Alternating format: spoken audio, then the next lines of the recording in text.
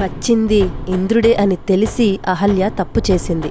ఇది నేను చెప్తున్నది కాదు, విశ్వామిత్ర మహర్షి రాముడితో చెప్పిన మాటలు. మునివేషం సహస్రాక్షం విఘ్నాయ రఘునందన మతించకార దుర్మేధ దేవరాజ కుతూహలాత్. సాక్షాత్తు ముల్లోకాలకు రాజైన దేవేంద్రుడే నా కోసం వచ్చాడని మతిభ్రమించి దుర్బుద్ధితో అహల్య తప్పు చేసింది అని. అంతేకాదు, కృతార్థోస్మి సురశ్రేష్ఠ గచ్చ శీఘ్రమితః ప్రభో, నీ రాక వలన నేను కృతార్థురాలు అయ్యాను, గౌతముడి నుండి నన్ను నిన్ను కాపాడుకోవడానికి శీఘ్రమే వెళ్ళిపో అని చెప్పింది. సందేహమే లేదు, తెలిసే తప్పు చేసింది. కానీ గౌతమ మహర్షి శపించలేదు. ఇన్నాళ్ళు తనని అనువర్తించిన భార్య మనస్సు నిగ్రహించుకోలేక చేయరాని తప్పే చేసింది. అయినా గౌతముడు అహల్యని తూలనాడలేదు. పాపం పోగొట్టుకునే మార్గాన్ని చెప్పాడు. యాజ్ఞవల్క్య స్మృతి ఆధారంగా ఒక పతివ్రత తప్పు చేస్తే ప్రాయశ్చిత్త విధిగా ఏం చెప్పారో గౌతముడు కూడా అదే చెప్పాడు. వాతభక్ష నిరాహార తప్యంతి భస్మసాయిని అదృశ సర్వభూతానామాశ్రమేస్మిన్ వశిష్యసి. అర్థం, భస్మధారణ చేసి నిరాహారివై వాయుభక్షణం చేస్తూ అంటే ప్రాణాయామం చేస్తూ ప్రపంచానికి కనిపించకుండా తపస్సు చేస్తూ ఇక్కడ వసించు. భవిష్యత్తులో దశరథపుత్రుడైన రాముడు ఆశ్రమంలోకి వచ్చినప్పుడు తస్యాతిథ్యేన దుర్వృత్తే లోభమోహ వివర్జిత. లోభమోహాలకు చలించకుండా రాముడికి ఆతిథ్యం ఇస్తే నీ పాపం పోయి మళ్ళీ నన్ను చేరుకోవచ్చు అని చెప్పాడు.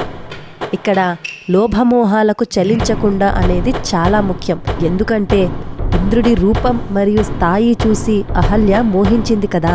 మరి సమస్త విశ్వంలోకి అందమైన రూపం మరియు అత్యున్నత స్థాయి కల పరబ్రహ్మం అయిన రాముణ్ణి చూసి మనస్సు చెల్లించకపోతే పాపం పోయినట్టు అని అర్థం. ఇలాంటి కఠినమైన దీక్షను స్వీకరించే శక్తిని అహల్యకిచ్చి ఆ తపస్సుకు ఎవరు విఘాతం కలిగించకుండా తన తపోశక్తితో అహల్యను ప్రపంచానికి కనిపించకుండా అదృశ్యం చేసి గౌతముడు హిమాలయాలకు వెళ్ళిపోయాడు. అప్పటి నుండి అహల్య తన హృదయంలోని పరబ్రహ్మాన్ని ధ్యానిస్తూ కదలిక లేకుండా ఒక రాయి వలె ఉండిపోయింది. అంతేకాని రాయైపొమ్మని గౌతముడు చెప్పలేదు. తపస్సు పండగానే రాముడు విశ్వామిత్ర లక్ష్మణ సమేతుడై ఆశ్రమంలోకి రావడంతో అంతవరకు కదలిక లేకుండా ఉండిపోయిన అహల్య ఇంద్రియాలకు చైతన్యం వచ్చింది.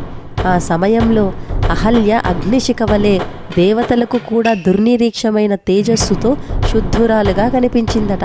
పాపం పోగానే అహల్య దగ్గరకు గౌతముడు కూడా వచ్చి ఇద్దరూ కలిసి రాముడిని ఒక పుత్రుడిలాగా భావించి సంతోషంగా ఆతిథ్యమిచ్చారట. పుత్ర సమానంగా భావించటంతోనే అహల్య పాపం పోయింది. ఇప్పుడు అహల్య దైవ సమానురాలు.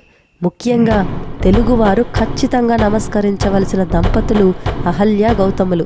ఎందుకంటే వారే లేకుంటే మన జీవనాడి అయిన గోదావరి నది ఈ భూమి మీదికి వచ్చేదే కాదు. జయతు సనాతన.